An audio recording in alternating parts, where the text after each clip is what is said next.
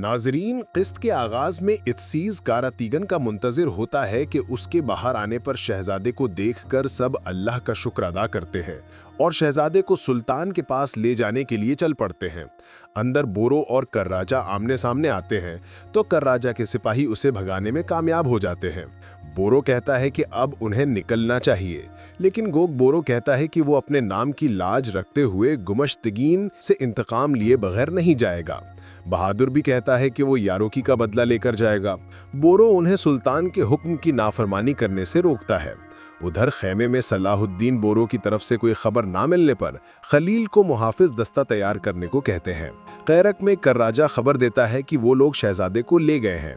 मीला ये सुनकर फौरन सिपाहियों के साथ एक जानिब चल पड़ती है। जातलियून उसके पीछा करता है। किले की फसील पर खड़ा बालिन जातलियून को ढूंढ रहा होता है, लेकिन वो उसे कहीं नजर नहीं आता। करातीगन शहजादे को सही सलामत लाता है तो सलाहुद्दीन उन्हें देखकर बहुत खुश होते हैं और इद्रीस से कहते हैं कि करातीगन के जख्मों पर फौरन मरहम पट्टी की जाए। उनके पूछने पर तुराब बताता है कि कराजा के हमले की वजह से बोरो और बाकी लोग पीछे रह गए। सलाहुद्दीन उन्हें शहजादे का ख्याल रखने का कहकर खुद बाहर निकल जाते हैं। कुछ ही देर में वो खुफिया सुरंग के बाहर पहुंचते हैं और अंदर जाने ही लगते हैं कि बोरो उसी लम्हे बाहर निकलता है। सलाहुद्दीन उससे देरी की वजह पूछते हैं तो बोरो बताता है कि उन्हें अंदर एक काम था। एक जगह जातलियन मीला को सामने से जा लेता है। जातलियन के सिपाही उसके सिपाहियों को मार गिराते हैं तो वो कहता है कि उसने हर बार एक अच्छा शवहर बनने की कोशिश की, लेकिन उसने हर बार उसकी बेकदरी की। सलाहुद्दीन भी साथियों के साथ उस जगह पहुंचते हैं और उनकी बातें सुनने लगते हैं। मीला जातलियन से कह रही होती है, ना ही माइलिज ना ही जातलियन और गुमिश्तगीन, उसके दिल के मालिक सिर्फ और सिर्फ सलाहुद्दीन हैं। उसकी बात से सलाहुद्दीन समेत सब चौंक जाते हैं। बोरो सलाहुद्दीन से कहता है कि उन्हें जाना चाहिए, कोई आ रहा है, लेकिन जातलियन के मैला पर हमला करने पर सलाहुद्दीन खंजर से उसे जख्मी कर देते हैं। दोनों तरफ के लोग आपस में उलझते हैं। मीला सलाहुद्दीन से कहती है कि उसकी जान बचाने का मतलब ये नहीं कि वो उनकी मकरूज है। सलाहुद्दीन उस पर चलाते हैं कि वो भटकी हुई औरत है जिसके शर से बच्चा भी महफूज नहीं रह सका और उसे वहां से जाने को कहते हैं तो वो मर जाती है। जातलियन कहता है कि सलाहुद्दीन का राज फाश हो गया है, जिस पर वो कहते हैं बुहतान से बाज रहे।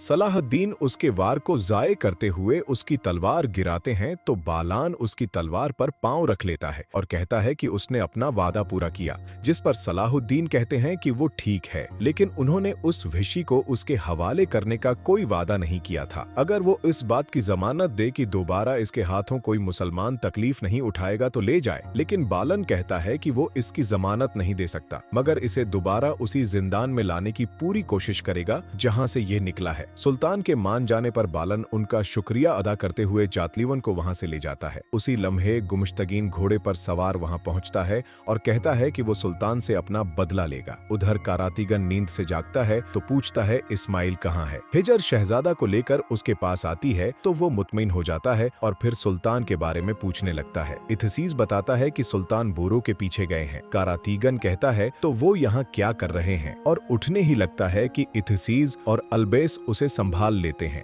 इत्सीज कहता है कि वो सुल्तान के हुक्म के मुताबिक शहजादे की हिफाजत करेंगे। सुल्तान गुमिश्तगीन से कहते हैं कि वो बिल्कुल नाकारा है, जिस पर वो गुस्से में आकर उन पर हमला कर देता है। दोनों तरफ लड़ाई छिड़ती है। जल्द ही बोरो कराजा को पटख देता है और सलाहुद्दीन गुमिश्तगीन को जमीन पर गिराते हुए कहते हैं कि एक मुस्लिम अमीर का इस हालत तक पहुंचना शर्म की बात है। गुमिश्तगीन कहता है कि कुद्स हमेशा ईसाइयों का रहेगा, जिस पर सब चौंक जाते हैं। सुल्तान कहते हैं अब हिसाब आखिरत के लिए रह गया है और उनके इशारे पर गोग बोरो उसका गुला काट देता है। काराकोश गोग बोरो को मुबारकबाद देते हुए अल्लाहु अकबर का नारा लगाता है और उसके पीछे सब नारा तकबीर कहते हैं। कुद्स में मास्क वाला शख्स बल्डुइन को उठाते हुए कहता है कि बाहर जाने का वक्त आ गया है। वो कहता है कि लाडगाय ने बहुत पहले उसकी बहन से शादी करके तख्त हासिल कर लिया होगा। वो उससे कहता है कि कुद्स को उसकी जरूरत है और उसे बाहर जाने का रास्ता दिखाता है। वो इतना ऊपर होता है कि बाल्डविन चढ़ नहीं सकता, लेकिन मुड़ता है तो मासिक वाला शख्स जा चुका होता है। अगले मंजर में बाल्डविन एक सुरंग में से रेंगता हुआ नजर आता है,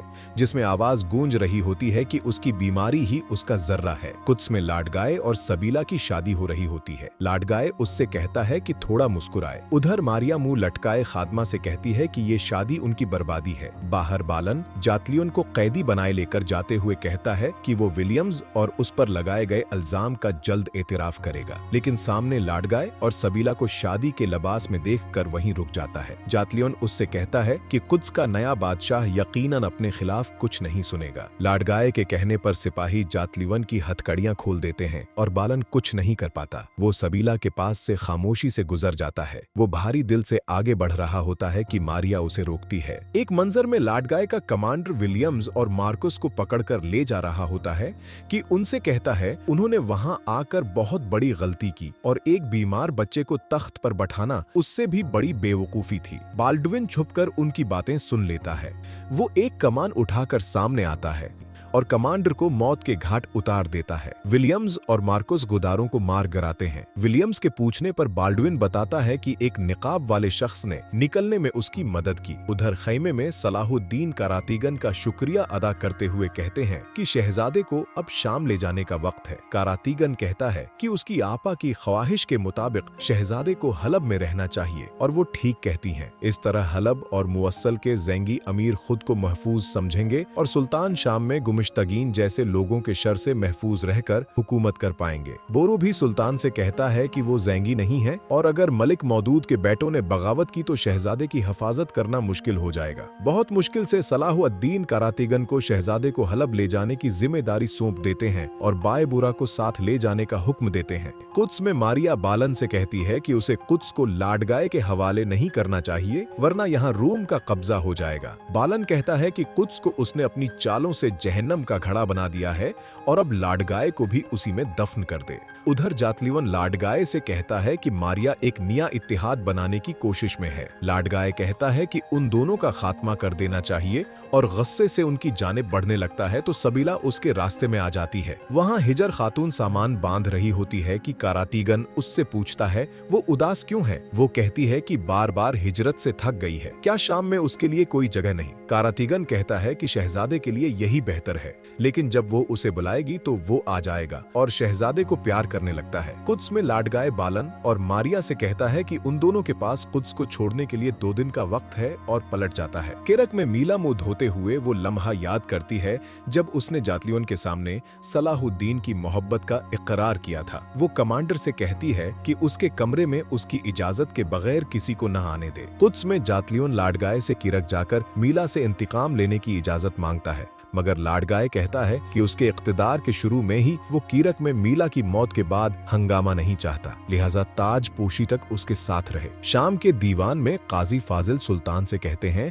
कि अब कीरक की तरफ पेश कदमी का वक्त है। बोरो भी कहता है कि शाम और काहिरा के दरमियान रकाउट को अब हटा देना चाहिए। सुल्तान कहते हैं कि इससे पहले उन्हें शाम को महफूज करना होगा। सुल्तान नूरुद्दीन की तनबीहात के बावजूद इमारले ने बीतुल हुज्न के मकाम पर किला तामीर किया और वो मौका देखते ही शाम की तरफ बढ़ेंगे। इससे पहले कुद्स के कमजोर हालात में उन्हें जड़ से पकड़ना जरूरी है। इत्सीज कहता है कि गमश्तगीन ने कम उर्से में फौज का हाल बुरा कर दिया। गूक बोरो बताता है कि उसके वफादार सिपाही शाम आए हैं और सुल्तान के हुक्म के मुंतजर हैं। कारातीगन भी बोरो कबीले के सिपाहियों को सुल्तान की खिदमत में पेश करता है। कुद्स में लाडगाय सबीला से कहता है कि उदासी उसकी खूबसूरती को छुपा नहीं सकती और उसके करीब होने लगता है तो सबीला उसे धक्का दे देती है। उसी लम्हे कमांडर आता है जिस पर लाडगाय भड़क उठता है। मजीद अक्सात के लिए कमेंट्स में बताएं कि वीडियो कैसी लगी और हलाल रिकैप्स को लाइक और सब्सक्राइब करना मत भूलें।